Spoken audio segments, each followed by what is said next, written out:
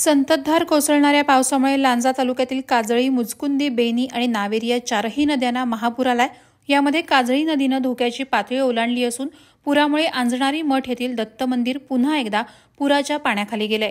मुसळधार पावसानं लांजा तालुक्याला अक्षरशः झोडपून काढले।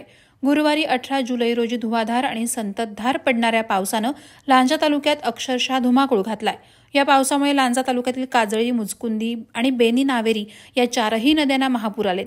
या नद्यांनी धोक्याची पातळी ओलांडली आहे। यामुळे या प्रचंड पुरामुळे या पुराचं पाणी आंजणारी मठ येथील श्री दत्त मंदिरात जाऊन ते पुन्हा एकदा पाण्याखाली गेले। मंदिराचा गाभारा पाण्याखाली गेला असून या मंदिराचा कलश दिसत होता। प्रहार डिजिटलसाठी संतोष कोत्रे, लांजा।